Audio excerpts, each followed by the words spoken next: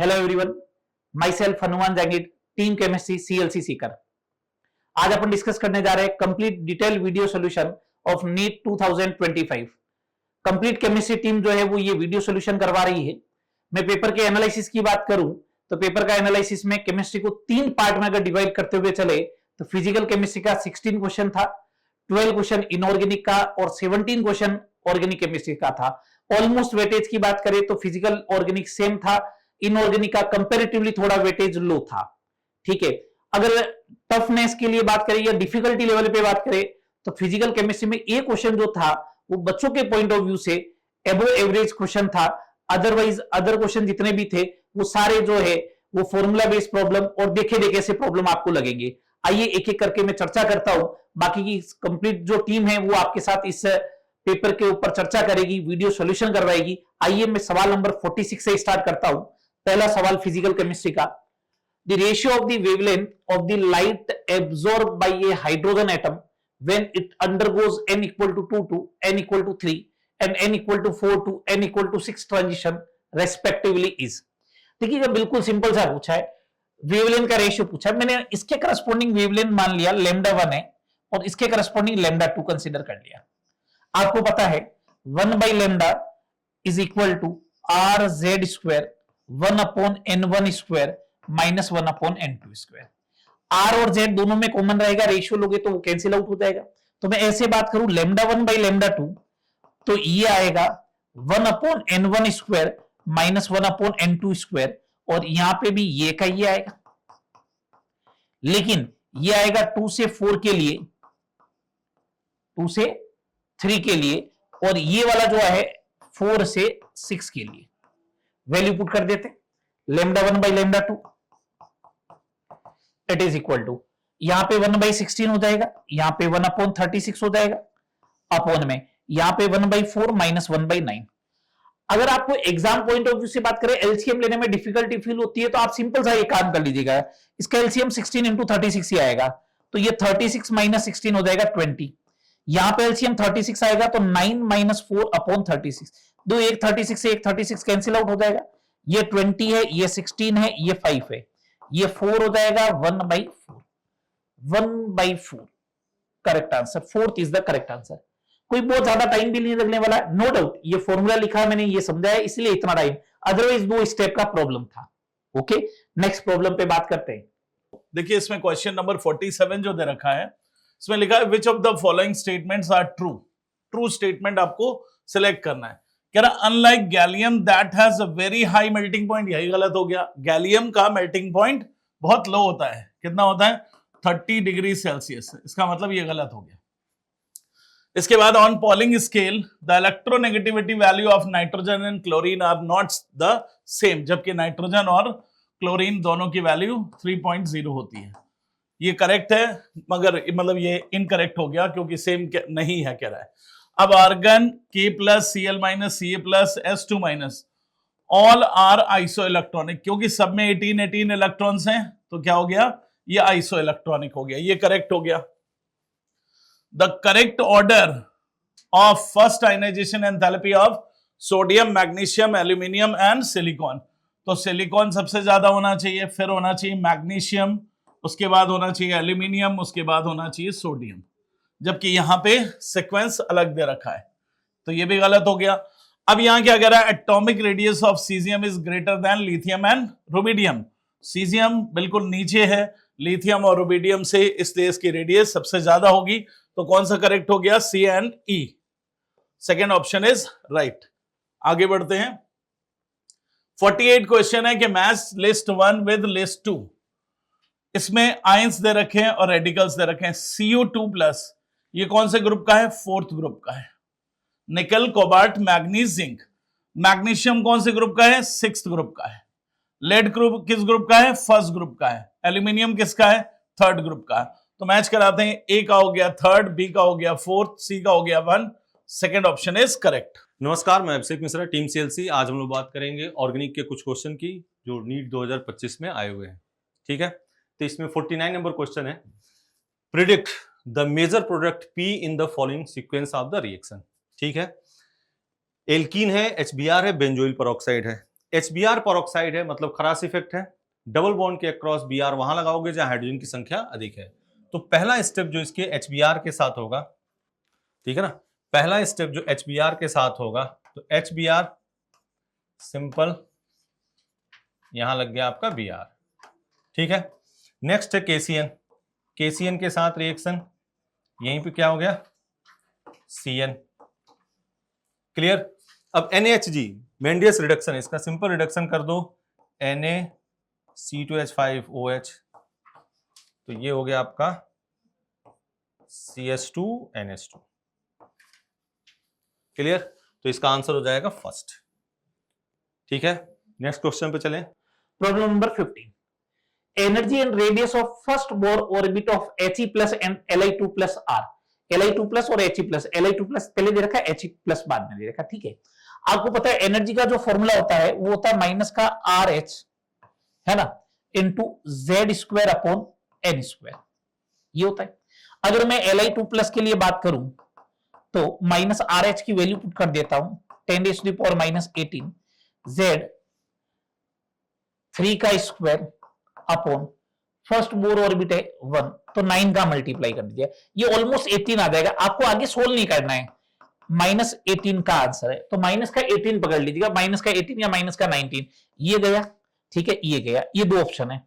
अब इसमें भी देखिएगा 10 की पावर -18 आएगा, न कि 10 की पावर -16, तो ये देखिएगा आंसर तो बन गया आपका, first is the correct answer, answer बन चुका है, कोई मातापची नहीं करनी, एक डेटा से ही आंसर आ जाएगा, चारों कैलकुलेट करने की जरूरत नहीं।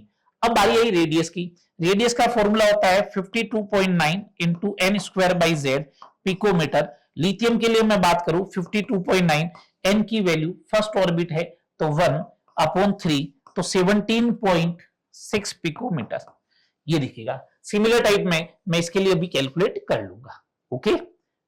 नेक्स्ट क्वेश्चन है बेटा हमारा कोऑर्डिनेशन केमिस्ट्री से, एक बहुत अच्छा क्वेश्चन था। Which of the following are paramagnetic. अच्छा, थोड़ा सा लेंथी क्वेश्चन था। पहला ऑप्शन दिया है आपको NiCl4-2, NiCl4-2 में निकल +2 ऑक्सीडेशन स्टेट में है, तो ये हो गया आपका 3D8 4S0।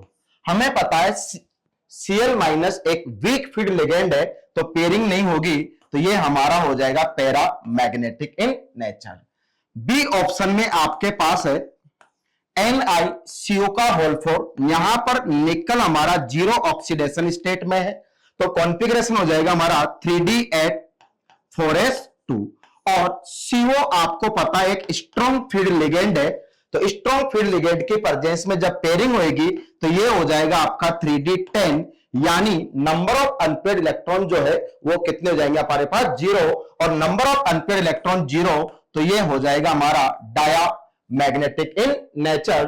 थर्ड ऑप्शन की बात करें NiCN का होल 4-2, तो यहां पर हमारे पास सी ऑप्शन में निकल फिर +2 ऑक्सीडेशन स्टेट में, और आपको पता है +2 ऑक्सीडेशन स्टेट में तो कॉन्फ़िगरेशन हो गया 3D8 4S0, लेकिन साइनाइड Cl- जो है ये आपका एक स्ट्रॉन्ग फील्ड लिगेंड है, और स्ट्रॉन्ग फील्ड लिगेंड की प्रेजेंस में जब बेटा पेयरिंग होगी तो पेयरिंग की वजह से नंबर ऑफ अनपेयर्ड इलेक्ट्रॉन कितना हो जाएगा आपका 0 हो जाएगा, और नंबर ऑफ अनपेयर्ड इलेक्ट्रॉन 0, तो ये हो जाएगा आपका वापस diamagnetic in nature. Next option पे बात करें NiH2O का होल 6+2, यहां भी हम बात करें तो निकल हमारा +2 ऑक्सीडेशन स्टेट में है, तो यानी वापस कॉन्फ़िगरेशन हो गया आपका 3D8 कॉन्फ़िगरेशन। H2O एक आपका वीक फील्ड लिगेंड है, WFL है, और वीक फील्ड लिगेंड की प्रेजेंस में पेयरिंग होती नहीं है, तो यहां भी हमारे पास अनपेयर्ड इलेक्ट्रॉन है, मतलब ये भी नेचर में आपका कैसा होगा पैरामैग्नेटिक इन नेचर हो जाएगा। लास्ट ई ऑप्शन दिया होता NiPPH3 का होल 4, यहां आपका निकल फिर से 0 ऑक्सीडेशन स्टेट में है, 0 ऑक्सीडेशन स्टेट में, तो ये हो गया आपका 3D8 4S2। जैसे पेयरिंग हो गई 3D10, यानी नंबर ऑफ अनपेयर्ड इलेक्ट्रॉन कितना हो जाएगा आपके पास 0, यानी ये आपका वापस हो गया डायामैग्नेटिक इन नेचर। तो हमारा एक तो ए पैरामैग्नेटिक इन नेचर है, और एक हमारा हो गया डी पैरामैग्नेटिक इन नेचर, जो हमें कहां पर थर्ड ऑप्शन में हमारे पास प्रेजेंट है, तो थर्ड ऑप्शन हमारा यहां पर बेटा करेक्ट हो जाएगा। नेक्स्ट क्वेश्चन पे डिस्कस करते हैं। Given below are two statement. Statement first, like nitrogen that can form ammonia, arsenic can form arsine. ये बिल्कुल करेक्ट स्टेटमेंट है। आपको पता होगा ये पी ब्लॉक से क्वेश्चन है। नाइट्रोजन फैमिली के जो हाइड्राइड होते हैं वो EH3 टाइप के हाइड्राइड होते हैं। तो ये बोल रहा है कि नाइट्रोजन यानी अमोनिया का फॉर्मेशन करता है, तो आपका आर्सेनिक ASH3 भी एग्जिस्ट करता है। मतलब स्टेटमेंट फर्स्ट हमारा जो होगा वो करेक्ट होगा। सेकेंड स्टेटमेंट में बात करें, antimony can not form antimony pentoxide, बिल्कुल गलत स्टेटमेंट। आपको पता है एंटीमनी Sb2O5 का क्या करता है, फॉर्मेशन करता है, और फॉर्मेशन करता है तो ये हमारा स्टेटमेंट कैसा हो गया, इनकरेक्ट। यानी फर्स्ट स्टेटमेंट हमारा करेक्ट है, लेकिन सेकंड स्टेटमेंट हमारा कैसा हो गया बेटा, इनकरेक्ट। तो पहले स्टेटमेंट में statement first and second are correct, गलत हो गया। बोथ स्टेटमेंट आर इनकरेक्ट, ये भी गलत हो गया। Statement first is correct but statement second is incorrect. Third option हमारा यहां पर करेक्ट हो जाएगा। नेक्स्ट क्वेश्चन की ओर बढ़ते हैं। Which among the following electronic configuration belong to main group elements. आपको इलेक्ट्रॉनिक कॉन्फ़िगरेशन दिया है और इस इलेक्ट्रॉनिक कॉन्फ़िगरेशन को देखकर आपको यह बताना है बेटा कि कौन सा electronic configuration main group element से। एक जनरल इलेक्ट्रॉनिक कॉन्फ़िगरेशन के बेसिस पर क्वेश्चन था, तो आपको पता होगा हम एस और जो पी ब्लॉक के एलिमेंट्स होते हैं उनको हम मेन ग्रुप एलिमेंट्स के नाम से जानते हैं। तो चेक करते हैं, हमारा पहला ऑप्शन नियोन 3s1 यानी सोडियम का कॉन्फ़िगरेशन है, और सोडियम यानी कौन सा हो गया आपका एस ब्लॉक एलिमेंट्स प्रेजेंट है। फिर आपने देखा 3d3 4s2 कौन सा डी ब्लॉक का एलिमेंट हो गया आपका ये। फिर आपने देखा krypton 4d10 5s2 5p5 carbon family का इलेक्ट्रॉनिक कॉन्फ़िगरेशन है, और कार्बन फैमिली का बोले तो अपन हो गया सीधा सा कौन सा ब्लॉक, पी ब्लॉक हो जाएगा। नेक्स्ट बात करें ऑर्गन 3d10 4s1 कॉपर यानी फिर से डी ब्लॉक का इलेक्ट्रॉनिक कॉन्फ़िगरेशन हो गया। और लास्ट बात करें रेडॉन 5f0 6d2 7s2 कौन सा ब्लॉक, एफ ब्लॉक। अब हमने बोला इनिशियली कि मेन ग्रुप एलिमेंट क्या होते हैं, तो एस और पी ब्लॉक के एलिमेंट्स को हम मेन ग्रुप एलिमेंट्स के नाम से जानते हैं। यानी एक तो ए ऑप्शन हमारा मेन ग्रुप एलिमेंट्स का हो गया। उसके बाद हम बात करें नेक्स्ट पी ब्लॉक में, तो सी ऑप्शन हमारा मेन ग्रुप एलिमेंट हो गया, यानी ए और सी करेक्ट। सेकंड ऑप्शन हमारा यहां क्या हो जाएगा बेटा, सेकंड ऑप्शन करेक्ट हो जाएगा।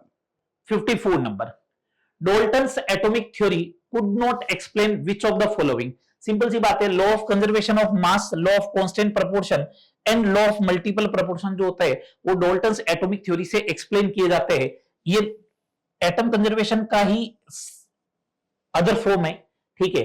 लॉ ऑफ गैसेस वॉल्यूम जो है वो गेलुसाक ने दिया था, तो ये गेलुसाक से एक्सप्लेन हुआ है। ओके, सिंपल सा आंसर हो जाएगा, fourth is the correct answer. ये एटॉमिक स्ट्रक्चर में डोल्टन एटॉमिक थ्योरी में सीधा स्ट्रेट फॉरवर्ड क्वेश्चन था। नेक्स्ट देखिएगा 4, consider the following compound KO2 H2O2 and H2SO4 the oxidation state of the underlying element in them are respectively. देखिएगा इसमें अगर KO2 है तो वैसे भी अपन को पता है फर्स्ट ए ग्रुप का हमेशा +1 होता है। ये हाइड्रोजन पर ऑक्साइड है तो हाइड्रोजन का हमेशा +1 होता है। +2x = 0, तो यहाँ पे 2 +2x = 0, तो यहां से x = -1, ऑक्सीजन का -1 आएगा। H2SO4 में 2 × +1 प्लस सल्फर का x प्लस 4 × -2 = 0, x = +6, ये आ जाएगा। ओके, तो +1 -1 +6, ये रहा +1 -1 एंड +6। तो फिजिकल केमिस्ट्री कंटिन्यू करते हैं। मैं नवीन जोशी, टीम CLC केमिस्ट्री। तो जो 56 नंबर क्वेश्चन है वो अपने केमिकल काइनेटिक्स का है, जहां पर गिवन क्या है T12 और पूछा है T99.9%। और हमें पता है T12 जो होता है वो कैलकुलेट हो सकता है T99 के लिए। तो अपने को पता है T99.9% जो है वो इक्वल टू होता है 10 टाइम्स ऑफ T12। ये एक सिंपल सा फॉर्मूला जो लिखवाया जाता है क्लासेस में। तो यहाँ पर T12 कितना गिवन है, 1 मिनट, तो कितना हो जाएगा 10 times of 1 minute, that is 10 minute. आपका आंसर हो जाएगा 10 minute, fourth option. Okay dear. अब देखिए बेटे इसमें क्या कर रहा है, the correct order of the wavelength of light absorbed by the following complexes.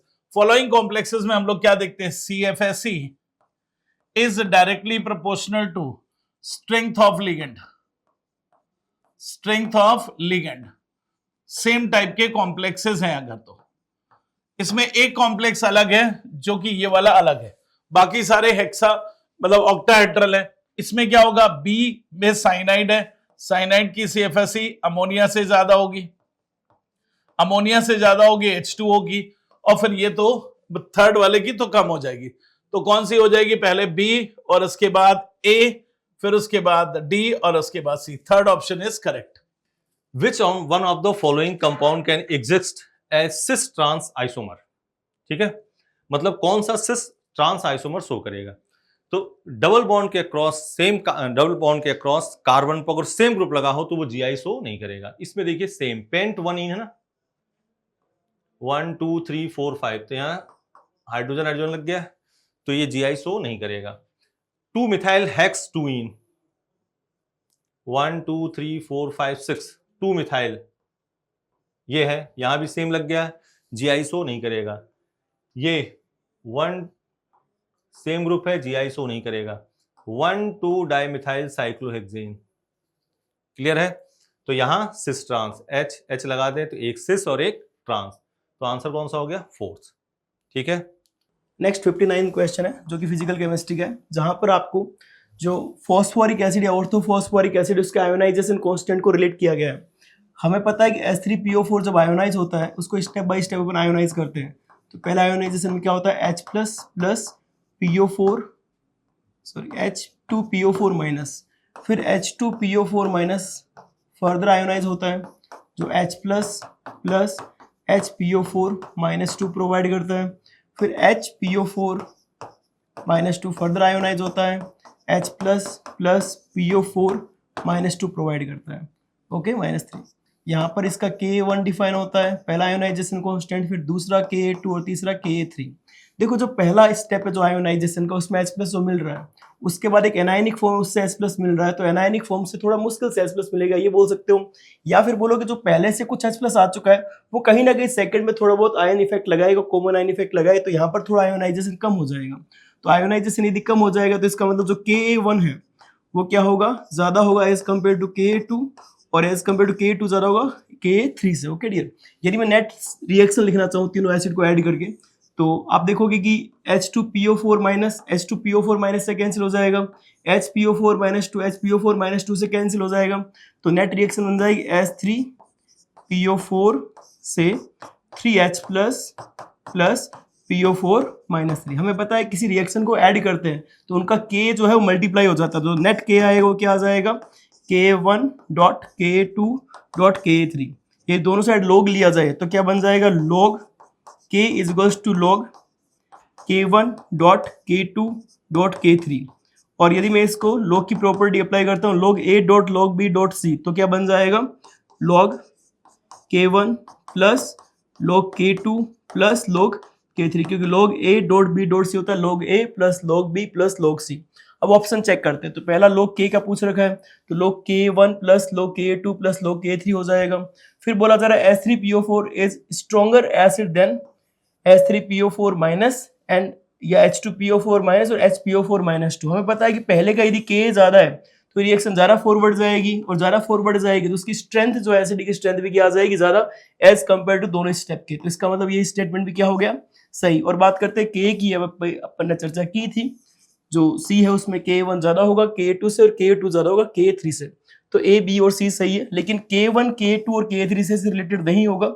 उसमें रिलेशन की बात करें तो जो Ka है, जो नेट K है वो K1.K2.K3 से रिलेटेड, ओके डियर। चलो नेक्स्ट 59 का क्या आंसर हो जाएगा, इसका मतलब A, B, C सही है, तो A, B, C में कौन सा आ जाएगा, 4। Which one of the following reaction does not give benzene as the product? मतलब किसमें बेंजीन नहीं बनेगा। तो सोडा लाइम के साथ रिएक्शन है, यहां सीधे Na2CO3 निकल जाएगा, यहां क्या बन जाएगा, बेंजीन। ठीक है, M2O3, यहां भी क्या बनेगा, बेंजीन। एरोमेटाइजेशन रिएक्शन है, रिफॉर्मिंग रिएक्शन जिसको कहते हैं। ये ट्राइमराइजेशन, इसमें भी क्या बन जाएगा, बेंजीन। और ये डाइजोनियम है, H2 बॉयल करोगे इसमें बनेगा फिनॉल।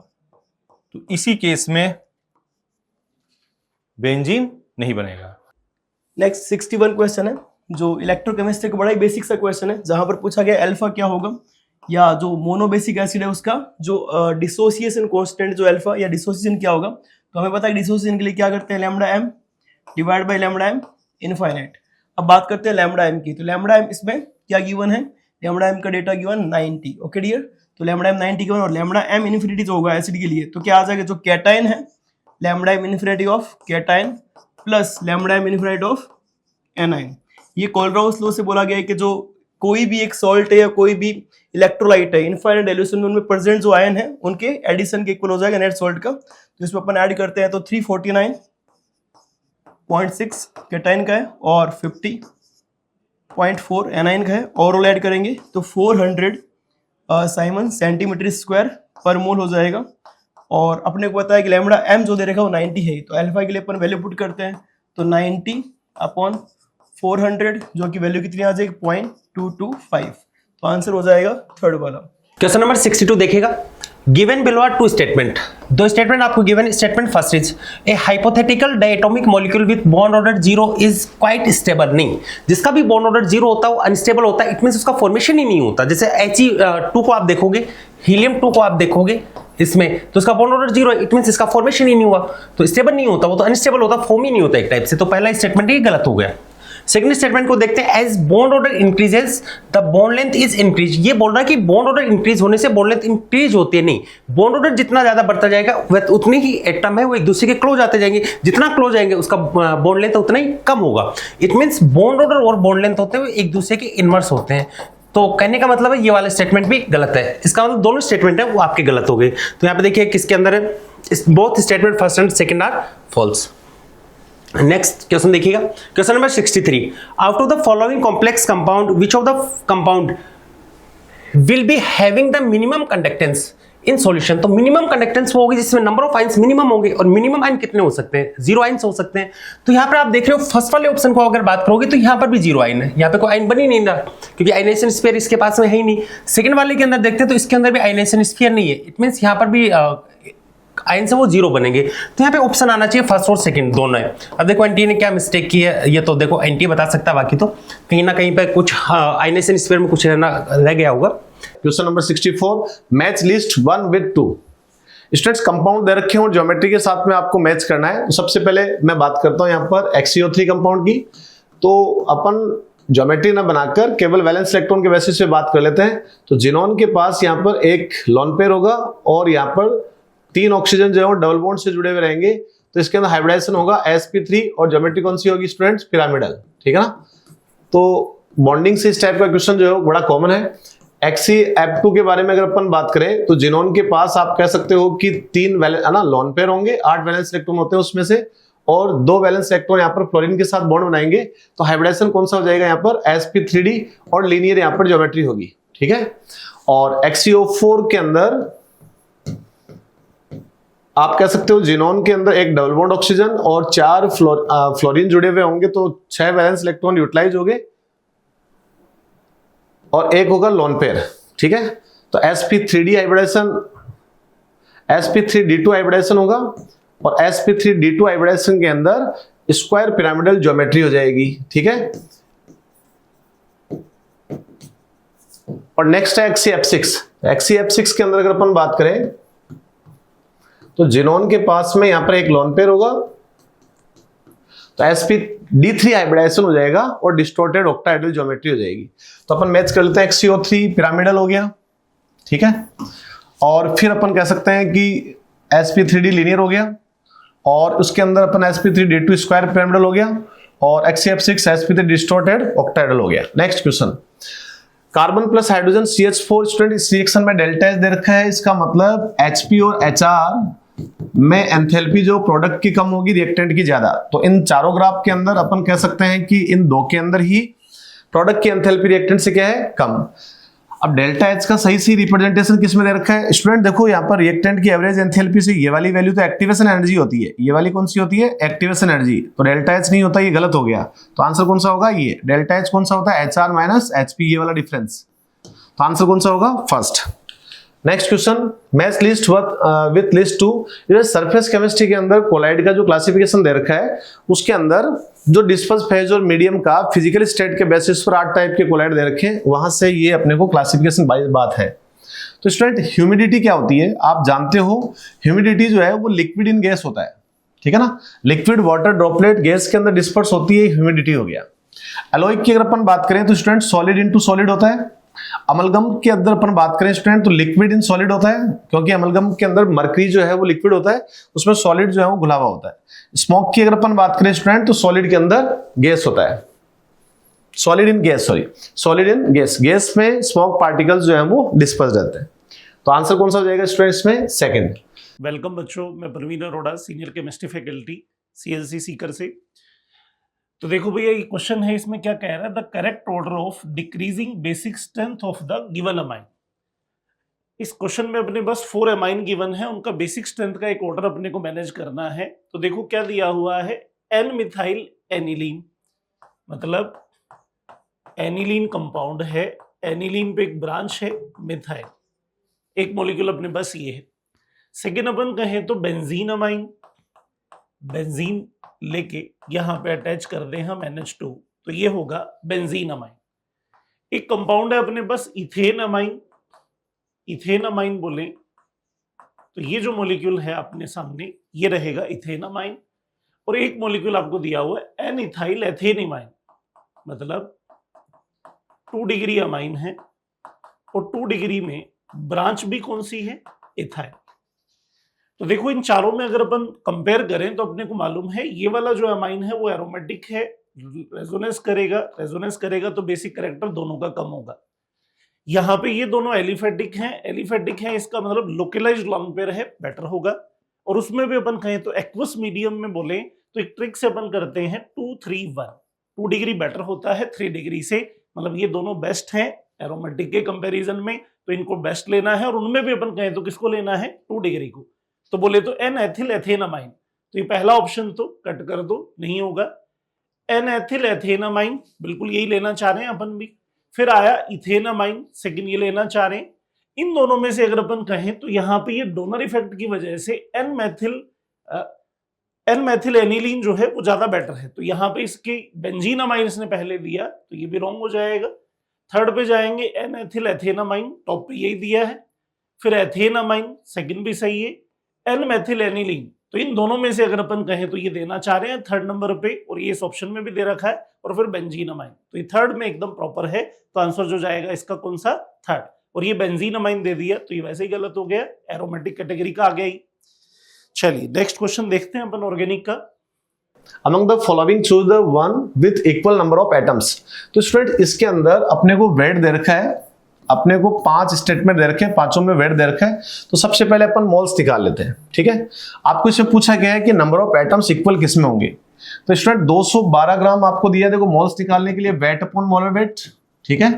तो यहाँ पर 212 ग्राम आपको दिया, तो मोलर वेट यहाँ पर Na2CO3 कितना होता है 106, तो कितना मोल आ गया 2 मोल। तो नंबर ऑफ एंटिटीज कितना हो जाएगा 2 into Na। ये तो होगी एंटिटीज, मॉलिक्यूल्स आप कह सकते हो, एंटिटीज कह सकते हो। आपको पूछा है इसके अंदर एटम्स, तो एटम्स तो एक पर्टिकुलर एंटिटी में कितने एटम हो गए 3 4 5 6, तो 6 से मल्टीप्लाई कर देंगे अपन, तो 2Na into 6, तो यहाँ पर 12Na। इसी प्रकार से स्टूडेंट इस वाले ऑप्शन के अंदर 248 आपको वेट दे रखा है और मोलर वेट यहाँ पर 62 रहेगा, तो यहां से आएगा आपके पास 4 मोल। 4 मोल का मतलब टोटल 4Na एंटिटीज होगी, और एक एंटिटी के अंदर 3 एक प्रकार से एटम है, तो इसको अपन एटम्स की बात करें तो 4Na into 3 अपन एटम्स कह सकते हैं। अगेन यहाँ पर अपने पास 12Na आ गया, तो आप कह सकते हो कि इन दोनों के अंदर नंबर ऑफ एटम सेम दे रखे हैं। अगर अपन NaOH की बात करें तो NaOH के अंदर 240 ग्राम आपको दे रखा है, ठीक है, और 40 से अपन डिवाइड करेंगे क्योंकि मोलर वेट कितना है 40, तो यहाँ पर 6 मोल्स आ गया, 6 मोल आ गया, तो 6 NaOH की मॉलिक्यूल्स हो गए। और बाद के अंदर एटम्स की बात करें तो यहाँ पर 3 से मल्टीप्लाई कर देंगे, तो यहाँ पर 18 Na आ रहा है एटम्स, ठीक है। तो ये वाला आपका औरों के बराबर नहीं है। 12 ग्राम ऑफ हाइड्रोजन, तो स्टूडेंट 12 ग्राम ऑफ हाइड्रोजन, तो मोलर वेट 2 हो गया, तो 6 मोल्स आ गए। और फिर Na से मल्टीप्लाई कर दें तो मॉलिक्यूल्स आ गए, और उसके बाद में अपन उसको एक मॉलिक्यूल में 2 एटम है तो अपन 2 से मल्टीप्लाई कर देते हैं, तो ये अपने पास एटम्स आ गए। तो इसमें भी 12 Na आ गया, और यहां पर ये वाला मैच नहीं होगा, इसी पैटर्न से आप सोल्व कर लेना। तो एबीडी इसके अंदर आंसर जाएगा, ठीक है, एबीडी आंसर जाएगा। एबीडी जो 3 यहां पर आपके पास ऑप्शन है, इसके अंदर जो डेटा दिया है उसके अकॉर्डिंग नंबर ऑफ एटम्स क्या आ रहे हैं स्टूडेंट्स, सेम आ रहे हैं। ये बच्चों क्वेश्चन अपना था किससे, बायोमोलिक्यूल का। और बायोमोलिक्यूल में अपन कहें तो विटामिन की डेफिशिएंसी डिजीज दी हुई है, तो वो पूछना चाह रहा है विटामिन का नेम और उसकी डेफिशिएंसी डिजीज की बात करें। तो भाई विटामिन B12 कहें अपन, तो भाई B1, B2, B6 और B12। तो यहां अपन वैसे भी याद करते हैं कि 2 डिजिट में नंबर है, तो वहां जो यहाँ इसकी डिजीज है वो भी कितने वर्ड की होगी, 2 की। तो यहाँ पे B12 से रिलेटेड जो डिजीज है वो कौन सी, परनेशियस एनीमिया। तो एक का मैचिंग कराना है 4 से, तो पहला रॉन्ग हो गया, सेकंड ओके है, हो सकता है, और 4th वाले में पॉसिबिलिटी। तो इसका मतलब बाकी 2 ऑप्शन कट हो गए, एक मैचिंग से ही। अब जाएं अपन किस पे, विटामिन डी से अपन कहें तो कौन सा, रिकेटस की पॉसिबिलिटी होती है। तो यहाँ देखो ये रिकेटस दे रखा है 3rd पे, तो डी की मैचिंग बी की मैचिंग कराओगे किससे, 3rd से। तो बी की मैचिंग 3rd से यहाँ पे है और बी की मैचिंग 3rd से यहाँ भी है। तो अभी क्लियर नहीं हुआ, और देखें B2 और B6। तो B2 के लिए अपन कहें तो किलोसिस होता है, तो इसका मतलब सी की मैचिंग 1st से करानी है। तो ये सी 1st से दे रखा है, ये सी 1st से नहीं दे रखा, इसलिए अपन आंसर कौन सा देंगे, 2nd। तो ये अपना हो गया बायोमोलिक्यूल का क्वेश्चन भी मैचिंग का। चलिए नेक्स्ट देखें, the correct order of decreasing acidity of following aliphatic acid. अपने सामने 4 एलिफेटिक एसिड गिवन है, इनका अपने को एसिडिक बिहेवियर का ऑर्डर लगाना है।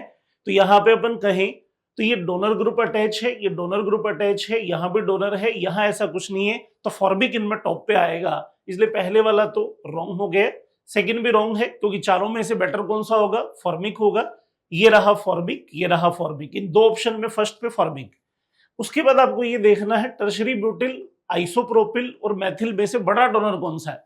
तो बड़ा डोनर है टर्शरी ब्यूटिल, तो डोनेट करेगा तो एसिडिक बिहेवियर को क्या करेगा, डिक्रीज करेगा। तो ये नहीं आना चाहिए, तो यहाँ पे अपन कहें मैथिल, आइसोप्रोपिल और टर्शरी ब्यूटिल। तो एक इंक्रीजिंग ऑर्डर में सेटल है डोनर इफेक्ट के, तो इसलिए लास्ट में जाते जाते क्या होगा, एसिडिक लेवल डिक्रीज होगा। तो 3rd इसके लिए भी परफेक्ट होगा, ये इसका आंसर रहेगा। Ferromagnetism is considered as an extreme form of paramagnetism। आपको पता है पैरामैग्नेटिज्म जो होता है उसी का एक टाइप होता है फेरोमैग्नेटिज्म और फेरीमैग्नेटिज्म। जब एक्सट्रीम लेवल तक पहुंच जाता है तो वह आपका कौन सा होता है, फेरोमैग्नेटिज्म। ये मैग्नेटिक फील्ड लाइन को बहुत स्ट्रांगली अपनी तरफ क्या करता है, अट्रैक्ट करता है। तो फर्स्ट स्टेटमेंट इसका करेक्ट है। फिर chromium, the number of unpaired electron in chromium 2+। Chromium 2+ का क्रोमियम का कॉन्फ़िगरेशन लिखे पहले, तो क्रोमियम होता है 3d5 4s1, आर्गन तक रहेगा। फिर आर्गन के बाद का मैंने लिखा है यहाँ पे, तो 2 इलेक्ट्रॉन निकालने, एक यहां से निकल जाएगा, एक यहां से, तो 4 हो जाएगा, 3d4। तो अनपेयर्ड इलेक्ट्रॉन इसके पास कितने आ रहे हैं, 4। फिर आपके इसके पास देखें तो ये लेंथ एनोड सीरीज का है, इसमें देखें कॉन्फ़िगरेशन की मैं बात करूं तो यहां पे कितना आता है, 4f1 5d1 6s2। इसकी मैं बात करूं तो 4f3 6s2 हो जाएगा। इसकी मैं बात करूं तो 4f4 6s2 है। तो ये +3 में दिया है, +3 में देने का मतलब 2 इलेक्ट्रॉन तो यहां से गए, एक यहां से, तो अनपेयर्ड इलेक्ट्रॉन इसके पास कितने रहेंगे, 3। तो सेकंड स्टेटमेंट यहाँ पे इनकरेक्ट हो जाता है। तो अपना आंसर हो जाएगा statement first is true but statement second is false. Third answer अपना यहाँ पे। हाँ जी बच्चों, नेक्स्ट क्वेश्चन में देखिए क्या है, मैचिंग का क्वेश्चन है। आपको मिक्सचर दिया हुआ है, मेथड ऑफ सेपरेशन दिया हुआ है, उसे मैच कराना है। तो देखो क्लोरोफॉर्म एनिलीन, इनको अपन सेपरेट करना चाहें तो सेपरेट करने के लिए अप्लाई होता है सिंपल डिस्टिलेशन। तो यहाँ पे अपन कहें तो एक की मैचिंग करेंगे 4 से, तो एक की मैचिंग 4 से यहाँ भी गिवन है, यहाँ भी गिवन है, बाकी दोनों ऑप्शन कट कर सकते हैं अपन। Next crude oil in petroleum industry. Crude oil के सेपरेशन के लिए अपन कहें तो यूज होता है फ्रैक्शनल डिस्टिलेशन। तो यहाँ कहें तो बी की मैचिंग 3rd से, बी की मैचिंग 3rd से, दोनों में सेम दे रखा है। Next glycerol from spent line, तो इसके लिए अपन कहें तो यूज किया जाता है डिस्टिलेशन अंडर रेड्यूस प्रेशर। तो फर्स्ट से मैचिंग, तो यहाँ पे अपन कहें तो सी की 1 से, तो इसका मतलब यहाँ पे नहीं होगा, तो कंफर्म है फर्स्ट आंसर आएगा। और एनिलीन वाटर के लिए अपन कहें तो क्या यूज किया जाता है, स्टीम डिस्टिलेशन। तो आंसर क्या रहेगा इसके लिए, फर्स्ट रहेगा इस क्वेश्चन का। देखिए question number 73, for the given reaction, एक रिएक्शन आपको गिवन है, the backward reaction rate constant is higher than the forward reaction rate constant by a factor of 2500 at 1000 kelvin. देखो क्वेश्चन क्या बोल रखा है कि एक रिएक्शन दे रखी है, इक्विलिब्रियम के ऊपर रिएक्शन आपको दे रखी है, फिर बोल रखा है the backward reaction rate constant is higher, यानी बैकवर्ड रिएक्शन कांस्टेंट है वो ज्यादा है एज कंपेयर टू फॉरवर्ड। और कितना ज्यादा, कितने फैक्टर से, 2500 इससे है। और हम ये जानते हैं Kc equal to equilibrium constant equal to होता है के फॉरवर्ड अपॉन के बैकवर्ड, ये बात कर रखी है। तो अब के फॉरवर्ड इसके कंपैरिजन में के बैकवर्ड को ये दे रखा 1/2500, तो ये वैल्यू आपके आगे ही कैसे की। और आपको यहाँ पे जो कैलकुलेट करना है वो कैलकुलेट करना है, आपको केपी कैलकुलेट करना है इस रिएक्शन के लिए 1000 केल्विन पे। तो हमें पता है केपी और केसी के बीच में अगर आप रिलेशन देखते हैं तो ये रिलेशन होता है केपी इक्वल टू होता है केसी आरटी की पावर डेल्टा एन जी, और डेल्टा एन जी किसको रिप्रेजेंट करेगा, summation of n product minus summation of n reactant. Gases product और रिएक्टेंट की जो स्टोइकियोमेट्री है उसके डिफरेंस है उसको रिप्रेजेंट कर रहा है। प्रोडक्ट के अंदर आप देखते हो कितने स्टोइकियोमेट्री कोएफिशिएंट है 2, एंड रिएक्टेंट है उसका स्टोइकियोमेट्री कोएफिशिएंट है 1 आपके पास में, तो डेल्टा एन जी उसकी वैल्यू आ गई आपके पास में 1। It means KP equal to KC, ये वैल्यू आ गई 2500 इनटू आर। अब देखो यहां पर एटमॉस्फेयर लीटर के अंदर आर है, उसकी वैल्यू आपको रखनी है 0.0831, और टेम्परेचर आपके पास में दे रखा है 1000। तो आप देखते हैं यहाँ पर 20 से 20 ये कैंसिल आउट, तो 10 से इसको मल्टीप्लाई करोगे तो ये आ गया 0.831 और डिवाइड बाई 25, इसको डिवाइड करके आप देखते हो तो आपकी वैल्यू आती है 0.033। इट मींस आपका ऑप्शन कौन सा होगा, third one is correct. Given below are 2 statement, अपने को 2 स्टेटमेंट दे रखे हैं। Statement first, benzene diazonium salt is prepared by the reaction of aniline with nitrous acid at 273 to 278 Kelvin पे। It's decompose easily in the dry state। देखिएगा दोस्तों क्या कहना चाह रहा है ये कि आप बेंजीन डाइएजोनियम सोल्ट को कैसे प्रिपेयर कर सकते हैं, यानी कि एनिलीन की रिएक्शन करवा दो नाइट्रस एसिड के साथ। Nitrous acid NaNO2 plus HCl का मिक्सचर होता है जिसको आप HNO2 बोल सकते हो, और 0 to 5 degree Celsius, 5 degree Celsius kelvin में अगर आप यूज करना चाहते हो तो 273 केल्विन टू 278 केल्विन, यही दे रखा है। ये किस में कन्वर्ट हो जाएगा दोस्तों, बेंजीन डाइएजोनियम सोल्ट में कन्वर्ट हो जाता है। इस पे पॉजिटिव और इस पे Cl। ये बेंजीन डाइएजोनियम सोल्ट जो होता है वो स्टेबल होता है at room temperature due to conjugation, but इस क्या कह रहा है कि अगर ड्राई स्टेट दे रखी है तो ये डजली क्या हो जाता है, यानी कि डिकम्पोज हो जाता है, जल्दी इजिली डिकम्पोज हो जाएगा। ये सही बात है, इसका मतलब ये स्टेटमेंट सही है दोस्तों। ये क्या कर रहे हैं कि अगर आपको बेंजीन पे डायरेक्ट आयोडीन अटैच करना है तो वो डिफिकल्ट होता है, एंड आयोडोबेंजीन को प्रिपेयर करना है तो उसकी Ki के साथ में रिएक्शन करवा दो। किसकी, बेंजीन डाइएजोनियम सोल्ट की। अगर अपन Ki के साथ में रिएक्शन करवा देते हैं तो N2 गुड लिविंग ग्रुप होता है और क्या मिल जाता है, आयोडोबेंजीन का फॉर्मेशन हो जाता है। अगर बेंजीन पे अपन डायरेक्ट I2 की रिएक्शन करवाते हैं तो अपन एल्केन में अपने पढ़ा है कि अगर आयोडीनेशन करवाएंगे तो ये रिएक्शन रिवर्सिबल होती है, क्यों, क्योंकि HI मिलता है और HI स्ट्रॉन्ग रिड्यूसिंग एजेंट होता है, वो RI को वापस एल्केन में रिड्यूस कर देता है।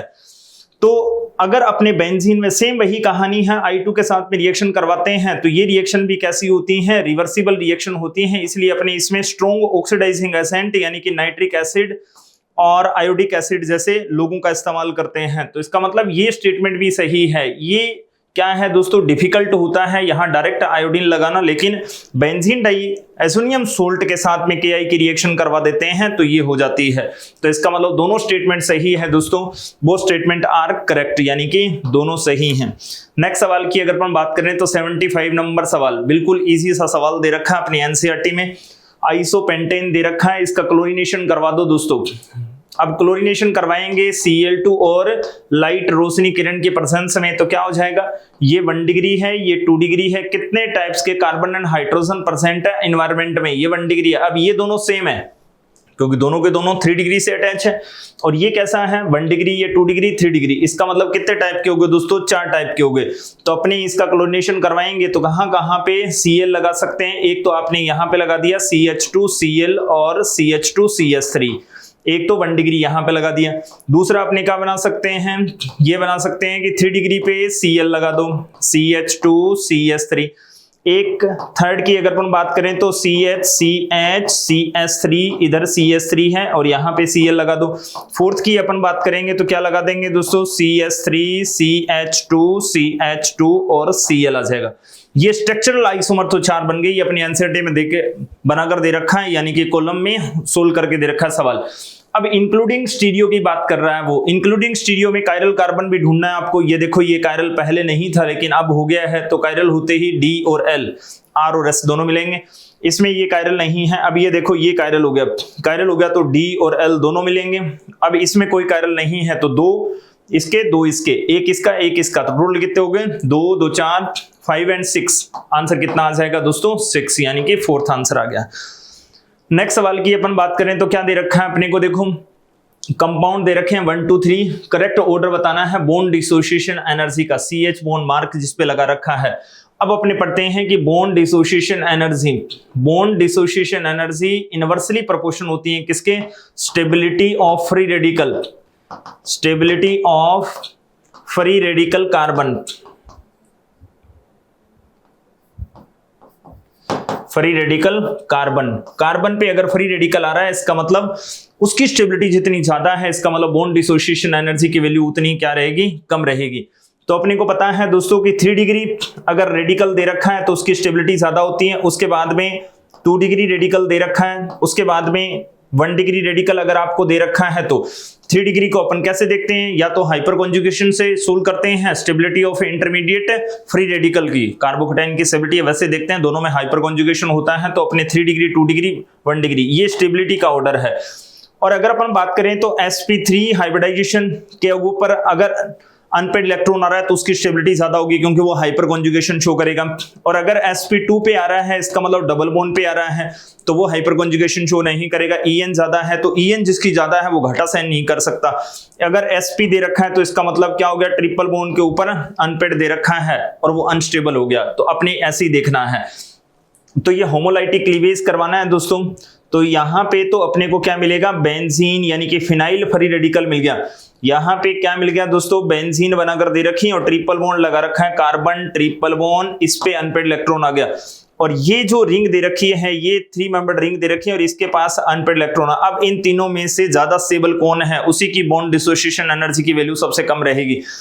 पाई सिग्मा अनपेड इलेक्ट्रॉन, इसमें तो रेजोनेंस है, इसका मतलब ये कॉन्जुगेशन कर सकता है। क्या ये कॉन्जुगेशन कर सकता है, नहीं कर सकता। क्या ये कॉन्जुगेशन कर सकता है, नहीं। अनपेड में कॉन्जुगेशन नहीं है दोस्तों, वैसे रेजोनेंस है लेकिन अनपेड इलेक्ट्रॉन का रेजोनेंस के साथ में कोई रिश्ता नहीं है। तो अब ये तो sp2 से मिला है, ये sp से मिला है, तो जिसकी En ज्यादा होगी वो अपने आप के ऊपर अनपेड इलेक्ट्रॉन नहीं रखना चाहेगा। तो इन तीनों में से स्टेबिलिटी किसकी ज्यादा होगी, स्टेबिलिटी की अगर अपन बात करें तो इसकी, फिर इसकी, और sp वाले की सबसे कम। तो बॉन्ड डिसोसिएशन एनर्जी अपन क्या कर देंगे, उल्टी कर देंगे। तो सबसे ज्यादा किसकी मिलेगी, सेकंड की, फिर फर्स्ट की, और फिर थर्ड की। थर्ड की स्टेबिलिटी ज्यादा है, इसका मतलब बॉन्ड डिसोसिएशन एनर्जी की वैल्यू सबसे कम मिली। तो क्या आ जाएगा दोस्तों, 2 1 3, 2 1 3, यानी कि फर्स्ट आंसर आ गया। नेक्स्ट सवाल की अगर अपन बात करें तो 77 नंबर सवाल देखिएगा दोस्तों, क्या कह रहे हैं, which one of the following compound does not decoloured bromine water. Bromine water के साथ में डी कलर्ड, यानी कि ब्रोमीन वाटर कौन से कलर का होता है, ब्रोमीन यानी कि रेडिश ब्राउन कलर की होती है दोस्तों। अनसेचुरेशन टेस्ट होता है जिसमें भी डबल बॉन्ड ट्रिपल बॉन्ड है, वो Br2 यानी कि ब्रोमीन वाटर के साथ में क्या हो जाती हैं, डी कलर्ड हो जाती हैं। ठीक है। अब फिनोल भी आपको पता है कि फिनोल ब्रोमीन वाटर के साथ में ट्राई ब्रोमो प्रोडक्ट बनाता है और वो कैसा होता है, व्हाइट पीपीटी, इसका मतलब डी कलर्ड हो जाती है। एनिलीन भी क्या करती हैं, ब्रोमीन वाटर के साथ में व्हाइट पीपीटी बनाती हैं। तो अनसेचुरेशन टेस्ट, साइक्लोहेक्सेन रिएक्शन नहीं कर पाएगी, ये अपना आंसर हो गया। फिनोल रिएक्शन करती है दोस्तों। फिनोल जो है वो ब्रोमीन वाटर के साथ में यानी कि Br2 और वाटर के साथ में रिएक्शन करती है तो ट्राई ब्रोमो प्रोडक्ट यानी कि व्हाइट पीपीटी मिलती है दोस्तों। तो यहाँ पे Br, इधर भी Br, उधर भी Br, 2 4 6। और एनिलीन की अगर हम बात करें तो ये भी ब्रोमीन वाटर के साथ में रिएक्शन करेगी। एनिलीन ब्रोमीन वाटर के साथ में रिएक्शन करके व्हाइट पीपीटी का फॉर्मेशन करती है, यानी कि ये भी क्या मिल जाएगा दोस्तों, OH, इधर Br, उधर Br, जिधर देखो उधर Br। तो ये दोनों तो क्या है, व्हाइट पीपीटी हैं सब। ठीक है। और यहाँ डबल बॉन्ड दे रखा है, स्टाइरीन आपको दे रखी है, और स्टाइरीन में अगर Br2 और वाटर डालेंगे दोस्तों तो क्या है, डबल बॉन्ड है, इसका मतलब ये भी अनसेचुरेशन टेस्ट शो करेगी। तो कौन नहीं देना चाहता दोस्तों, साइक्लोहेक्सेन शो नहीं करेगी। ठीक है, नेक्स्ट सवाल की अगर अपन बात करें तो 78 नंबर सवाल, बेहद ही प्यारा सवाल था दोस्तों, बिल्कुल आसान सा सवाल था। गिरनार रीजेंट की आपको रिएक्शन करवानी है, इस पे नेगेटिव है, इस पे पॉजिटिव चार्ज है, इस पे पॉजिटिव है और इस पे नेगेटिव चार्ज है, तो कार्बोनिल कंपाउंड के साथ में रिएक्शन करेगा तो अपने ये बन गया, और इसके साथ में रिएक्शन करेगा तो ट्रिपल बॉन्ड दे रखा है, इसके ऊपर पार्शली पॉजिटिव चार्ज है और इस पे पार्शली नेगेटिव चार्ज है, तो ये न्यूक्लियोफाइल यहां पे भी अटैक करेगा, ये इलेक्ट्रॉन डेंसिटी यहां पे आ जाएगी। देखिएगा दोस्तों, गौर से देखिएगा, यहां एक्सेस में दे रखा है, तो पहले कार्बोनिल कंपाउंड के साथ में रिएक्शन करेगा, फिर साइनाइड के साथ में भी रिएक्शन करेगा, तो अपने को क्या मिलेगा, देखो ये बेंजीन अपने को दे रखी है, यहाँ कार्बन है, इधर क्या आ जाएगा दोस्तों, एक तो CH3 आ गया और एक ऑक्सीजन पे नेगेटिव चार्ज आ गया। ठीक है, और यहां पे क्या मिला है, 2 कार्बन यानी कि CH2 और कार्बन, इसने इसके ऊपर अटैक किया है, तो यहां CH3 डबल बॉन्ड नाइट्रोजन, इस पे नेगेटिव चार्ज है, Mg तेरे पे पॉजिटिव चार्ज है और Br, ये मिल गया दोस्तों।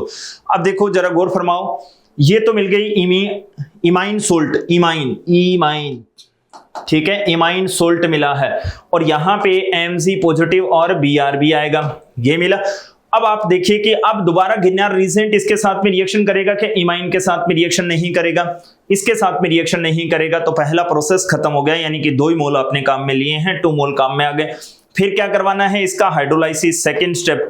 अब सेकंड स्टेप में हाइड्रोलाइसिस करवाएंगे तो ये 3 डिग्री अल्कोहल में चेंज हो जाएगा और ये इमाइन में चेंज हो जाएगा। अब देखो ये मिल गया दोस्तों, यानी कि C, इधर क्या मिला CH3, इधर क्या आ जाएगा OH, इधर CH2 है, इधर CH2 है, कार्बन, इधर CH3 डबल बॉन्ड, पहले अपन स्टेप बाय स्टेप कर रहे हैं, ये इमाइन में मिल गया। अब इमाइन हाइड्रोलाइसिस हो जाती हैं, यानी कि इस कार्बन पे क्या है, पार्शली पॉजिटिव, इस पे पार्शली नेगेटिव चार्ज है, तो इस पे OH, इस पे H, इस पे OH, इस पे H, यानी कि एक तो अमोनिया रिलीज हो गई, एक नन्ही सी जान पे 2 कार्बन नहीं घटा सकते दोस्तों, तो क्या मिल जाएगा, यानी कि कार्बोनिल कंपाउंड मिल जाएगा, यानी कि यहां मिला CH3, इधर क्या आ जाएगा OH, इधर 2 कार्बन दे रखे हैं, इधर क्या मिल जाएगा, डबल बॉन्ड ऑक्सीजन और CH3, ये मिल गया दोस्तों कीटोन। ये 3 डिग्री अल्कोहल नहीं बनेगा दोस्तों, क्यों, क्योंकि इमाइन आगे रिएक्शन नहीं करती, तो इसका मतलब आपको हाइड्रोलाइसिस करवा दिया, तो हाइड्रोलाइसिस लेने के बाद में थोड़ी गिरनार रीजेंट यूज करेंगे, तो क्या मिल जाएगा दोस्तों, ये तो 3 डिग्री अल्कोहल और ये कीटोन रहेगा, इसका मतलब कौन सा आंसर आ जाएगा, सेकंड आंसर। हाँ, question number 79, which of the following aqua solution will exhibit highest boiling point, इनमें से किसका बॉइलिंग पॉइंट हाईएस्ट है। पहली बात तो ये ध्यान में रखेंगे, elevation in boiling point delta TB, elevation in boiling point जितना ज्यादा होगा उसका बॉइलिंग पॉइंट उतना ही ज्यादा होगा, एंड डेल्टा TB है वो डायरेक्टली प्रोपोर्शनल होता है I इंटू, या ये लिख सकते हो पूरा लिखो तो I into KB into molality, इसको बता सकते हैं। KB तो सेम सॉल्यूशन के लिए कांस्टेंट हो गया, क्योंकि एक सॉल्वेंट है उसके लिए KB उसकी वैल्यू फिक्स होती है। I वो डिपेंड करता है इसके नेचर के ऊपर डिपेंड कर रहा है, और कंसंट्रेशन आपको गिवन है, तो फर्स्ट ऑप्शन से अगर मैं चेक करूं तो ये देखो I की वैल्यू, यूरिया नॉन इलेक्ट्रोलाइट है 1 इंटू कंसंट्रेशन है 0.01।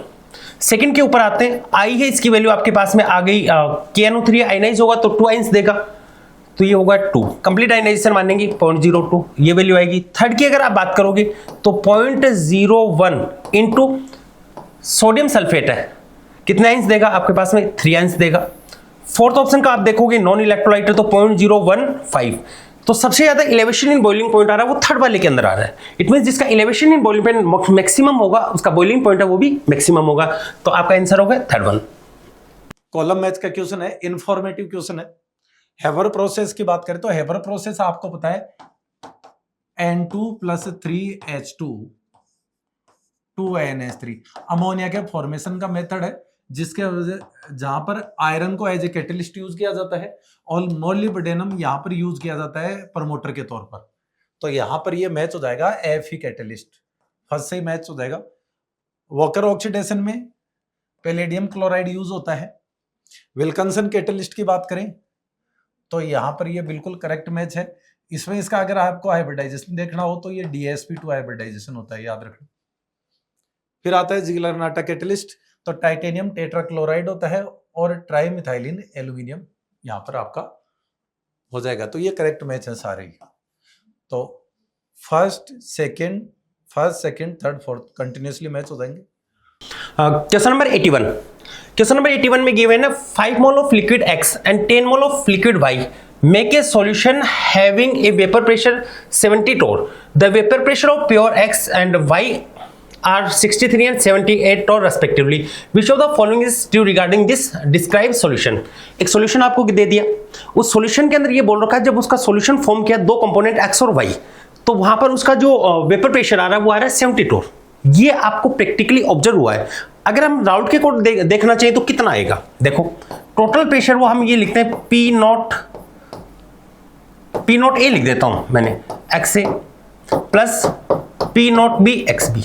मैं ए वाला कंपोनेंट है वो तो x को मान रहा हूं, बी वाला कंपोनेंट है वो y को मान रहा हूं, तो P not a pure form के अंदर अगर आप देखोगे तो ये वाली वैल्यू आपके पास में 63। अब मोल फ्रैक्शन आप देखोगे 5 मोल, मोल फ्रैक्शन क्या होता है, सेल्फ के mole upon total mole upon 15, plus इसका देखो 78 इंटू एक्स भी देख रहोगे 10 अपॉन 15। इसको सोल्व कर लो आप, इसको आप सोल्व करके देखते हो, फिर इसको ऐड करते हो तो वैल्यू आती है आपके पास में 73 टोर, ये वाली आ रही। इसका मतलब जो राउट एक्सपेक्ट कर रहा है वो वैल्यू आपके पास में कितनी होनी चाहिए, 73, आइडियली 73 आनी चाहिए, लेकिन आपके पास में कितनी आ रही है, 70 आ रही है। इसका मतलब राउट ने जो उम्मीद की थी, राउट ने जो एक्सपेक्टेशन किया था उससे वैल्यू आपकी कम आ रही है। और अगर वेपर प्रेशर जो राउट सोचता उससे अगर कम आ रही है, एक्सपेक्टेड वैल्यू अगर कम आ रही है, इट मींस नेगेटिव डेविएशन होगा। The solution show negative deviation, तो सेकेंड वाला ऑप्शन हो आपका करेक्ट है। हाँ जी बच्चों, इस क्वेश्चन में देखिए क्या कह रहा है, शुगर एक्स, शुगर के लिए कुछ स्टेटमेंट दिए हैं, कंफर्म करना है कौन सी शुगर है। ए इज फाउंड इन हनी, तो हनी की बात करें तो अपन ग्लूकोज, माल्टोज, सुक्रोज, यहां अपन कहें तो ये वाला ऑप्शन बैठ सकता है फ्रक्टोज के लिए। हनी में फाउंड अगर अपन कहें हनी में प्रेजेंट होगा। कीटो शुगर तो अपन जानते हैं ग्लूकोज कैसी है, एल्डोज है, माल्टोज भी कैसी है, एल्डोज है, और सुक्रोज अपन कहें तो एल्डो कीटो का डाइमर है। तो यहाँ पे भी अपन कहें तो ये स्टेटमेंट किससे मैच कर रहा है, फ्रक्टोज से। Exist in alpha beta anomeric form, तो अल्फा बीटा एनोमेरिक फॉर्म में तो ग्लूकोज माल्टोज भी एग्जिस्ट करता है, कहें तो फ्रक्टोज भी एग्जिस्ट करता है, लेकिन ऊपर के दोनों स्टेटमेंट फ्रक्टोज के फेवर में, इसलिए अपन अभी भी फ्रक्टोज की बात कर सकते हैं। इट इज ए लेवोरोटेटरी, अपन जानते हैं ग्लूकोज माल्टोज जो होगा वो कैसा होगा, डेक्स्ट्रोरोटेटरी, जबकि सुक्रोज आफ्टर हाइड्रोलिसिस कैसा होगा, लेवोरोटेटरी, बिफोर हाइड्रोलिसिस कैसा होगा, डेक्स्ट्रो। तो इसलिए कंफर्म होता है यहाँ पे अपन क्या देंगे, फ्रक्टोज, डी फ्रक्टोज जाएगा इसके लिए। नेक्स्ट कहें identify the stable reagent, suitable reagent following conversion. तो देखो सब यहाँ क्या है, एक एस्टर ग्रुप को एल्डिहाइड पे कन्वर्ट किया है, तो आपको देखना रेड्यूसिंग एजेंट कौन सा लोगे आप। तो एस्टर के लिए अगर अपन कहें लिथियम एल्यूमिनियम हाइड्राइड का यूज करें तो कन्वर्ट होगा एल्कोहल में, तो इसलिए ये रॉन्ग हो गया। सेकेंड आपको दिया हुआ डाई आइसोब्यूटिल एल्यूमिनियम हाइड्राइड, इसके दो ही फंक्शन है बेटा, साइनाइड को एल्डिहाइड में कन्वर्ट करना, एस्टर को एल्डिहाइड में कन्वर्ट करना, तो इसके लिए परफेक्ट सूटेबल रहेगा सेकंड। थर्ड पे जाओगे तो आप जानते हो सोडियम बोरोहाइड्राइड एस्टर पे इंटरेक्ट ही नहीं कर पाएगा। और लास्ट वाला भी अपन कहें तो रोजनमुंड या लेंडलार में काम आता है, तो उसके फंक्शन में भी कहीं एस्टर को एल्डिहाइड में कन्वर्ट करना नहीं आएगा। नेक्स्ट कहें तो यहाँ पे यार का क्वेश्चन है आपका, क्या दे रखा है, iodobutane undergoes SN2 reaction faster than chlorobutane. तो भाई ठीक कह रहा है, रीजन क्योंकि अपन कहें तो आई जो है वो बेटर लिविंग ग्रुप है, इसलिए रिएक्टिविटी क्या होगी, हाई होगी। दोनों प्राइमरी हैलाइड हैं, SN2 के लिए बेटर हैं, पर लेकिन दोनों में से ज्यादा बेस्ट कौन सा, iodobutane. Iodine is a better leaving group because of its large size. तो बेटा इसका मतलब यहाँ पे ये जो रीजन बताया वो भी प्रॉपर है। आई जो है वो बेटर लिविंग ग्रुप क्यों है, साइज के बिग होने की वजह से। तो ए और आर दोनों करेक्ट हैं, ट्रू है, और R is the correct explanation of A. तो यहाँ पे अपन कहें तो आंसर जो जाएगा इसका कौन सा, फर्स्ट। गुड आफ्टरनून स्टूडेंट्स, अभी मैं Sachin Mishra, team CLC chemistry. कुछ क्वेश्चंस फिजिकल के मैं आपको डिस्कस कर रहा हूं। उसमें आता है सबसे पहला एक बहुत इंपॉर्टेंट क्वेश्चन इस साल पूछा गया, दैट इज 85 नंबर क्वेश्चन, और काफी बच्चों के ये क्वेश्चंस गलत थे, तो थोड़ा सा ध्यान से इसमें बारीकी से, थर्मोकेमिस्ट्री का ये सवाल है, थोड़ा सा ध्यान से देखना चाहिए। क्वेश्चन कहता है the standard heat of formation of barium 2+। तो चलिए बेरियम 2+ में बेरियम सॉलिड से बेरियम 2+ प्लस 2 इलेक्ट्रॉन, इसका डेल्टा H आपसे मान लीजिए X से ये पूछा गया है। Standard heat of formation of sulphate ion है, यानी आपको बनाना है सल्फेट आयन। आपके पास सल्फर है, 2 ऑक्सीजन हो गया, 2 इलेक्ट्रॉन हो गया, इसकी वैल्यू गिवन है अपने को -216 किलो कैलोरी पर mole. Standard heat of crystallisation of barium sulphate है, so barium 2 plus aqueous, sulphate 2 minus aqueous, ये आपस में मिलकर बना रहा है बेरियम सल्फेट।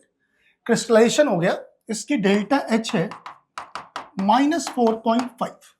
ठीक है बच्चों, और लास्ट हमारा पास है heat of formation of barium sulphate, तो हम बना लेंगे बेरियम सल्फेट भी, बेरियम सॉलिड, सल्फर सॉलिड और 2O2, ये आपका बेरियम सल्फेट हो गया। इसका डेल्टा एच भी गिवन है -349। अब देखिए बच्चों की आपको चाहिए क्या, x की वैल्यू चाहिए। आपके पास ये इक्वेशन 1 हो गया, इक्वेशन 2 हो गया और इक्वेशन 3 हो गया। इनको जोड़कर आप इक्वेशन नंबर 4 के बराबर कर लें। सारी वैल्यूज हम लिख दें, x -216 -4.5 that is equals to -340.9, और यहां से जब x कैलकुलेट करेंगे तो that x will be 128.5।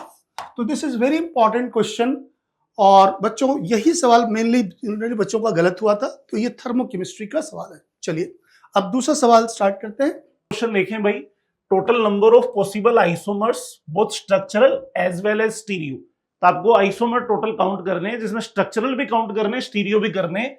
Cyclic ether of molecular formula C4H8O। वैसे अपन जानते हैं CnH2NO फॉर्मूला एल्डिहाइड कीटोन पे भी इंप्लीमेंट होगा, पर वहां आपने जोड़ देनी है, क्योंकि यहां उसने अपने को कंडीशन मेंशन दी है फॉर्मूला में, ये आइडेंटिफाई नहीं करना, अपने को बनाना क्या है, साइक्लिक ईथर।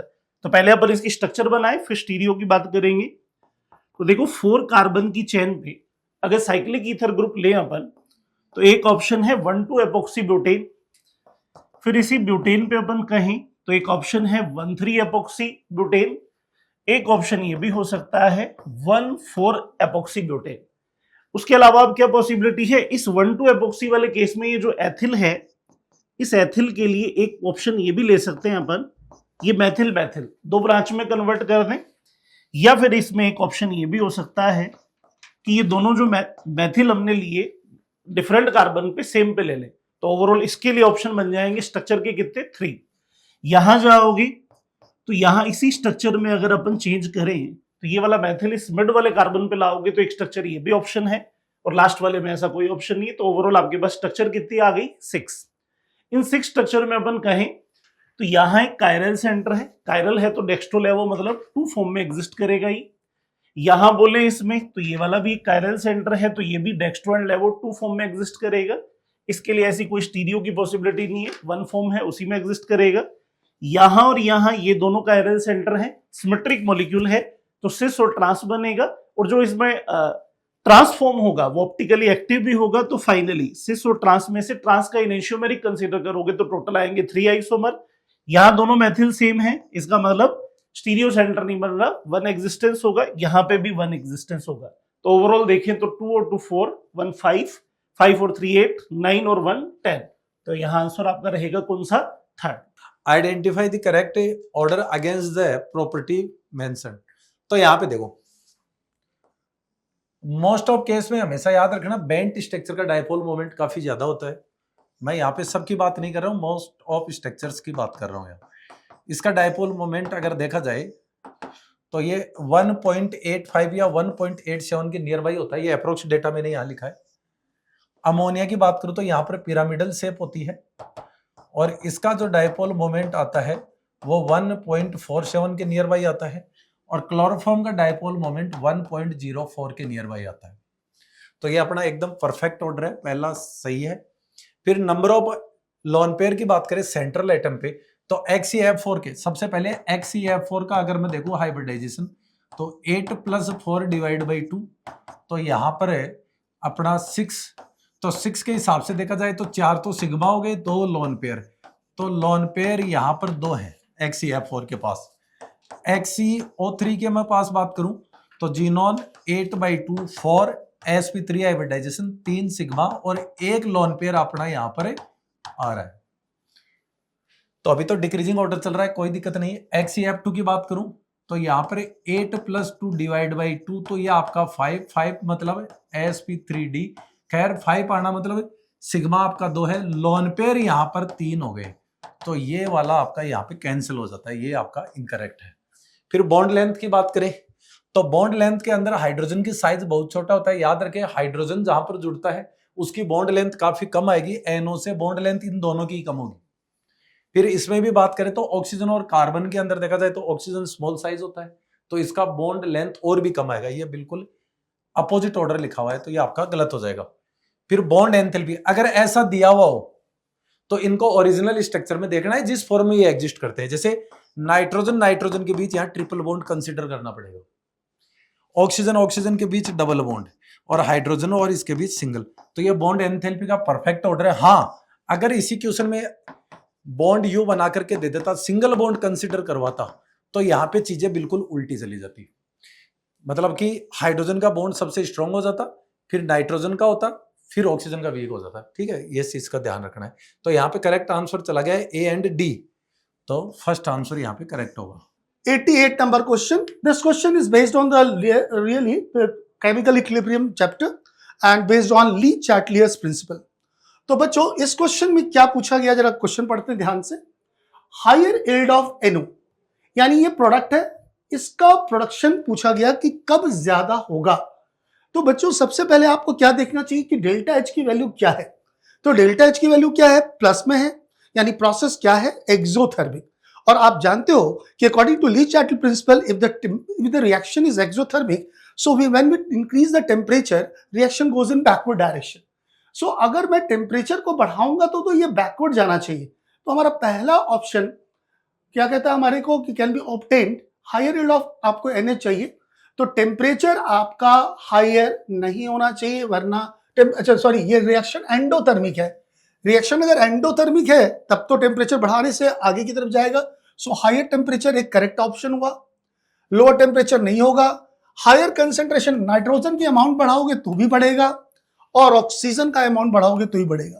तो तीनों बातें बिल्कुल सही है। तो कौन से ऑप्शन में हमारे तीनों हैं, A, C एंड D, यानी option number 4 is correct. So this is based on Le Chatelier's principle. Now question number 89 question है, if the rate constant of the reaction, यानी K आपको गिवन है कितना, 0.03 पर सेकेंड। कहता है how much the time does it take for 7.2 mole पर litre concentration of the reactant to get reduce to 0.9 mole पर लीटर। अच्छा बच्चों एक बात ध्यान देना कि K की यूनिट से आपको पता चल गया कि रिएक्शन कौन सा है, first order reaction. So first order reaction में हमारा क्या जाता है, K is equals 2.303 by T log initial concentration C0 by Ct। Now यहां पर मेरे पास K की टाइम की वैल्यू निकालनी है और दिस इज 2.303 और K गिवन है कितना, 0.03 लॉग, स्टार्टिंग आपका कितना है, स्टार्टिंग में 0.2 है और अब Ct कितना आपका पूछा गया, 0.9। Now from this by solving you get the answer T is equals to 69.3 second. तो आई होप बच्चों आपने अंडरस्टैंड कर लिया सवाल को, एंड दैट्स इज सिंपल। ये था आपका which one of the following reaction does not belong to Lassaigne test. अब लेसाने टेस्ट अपन कहें तो ऑर्गेनिक मॉलिक्यूल को आयनिक मॉलिक्यूल में, ऑर्गेनिक मॉलिक्यूल को या कोवेलेंट मॉलिक्यूल को आयनिक फॉर्म में कन्वर्ट करने के लिए अपन यूज करते हैं। तो ऑर्गेनिक है तो कार्बन के साथ नाइट्रोजन की प्रेजेंस होने पे ग्रुप कन्वर्ट होगा किसमें, साइनाइड पे, तो नाइट्रोजन के लिए यूज करते हैं अपन। सल्फर होगा तो वो सोडियम के सल्फाइड में कन्वर्ट होगा, सोडियम के साथ हेलोजन होगा, हेलोजन का केस है, हेलाइड का केस है तो कन्वर्ट होगा सोडियम हेलाइड में। और ये रिएक्शन अपन कहें तो लेसाने टेस्ट में अपन कार्बन का आइडेंटिफिकेशन नहीं करते, तो यहां पे आंसर जाएगा इसका कौन सा, फोर्थ।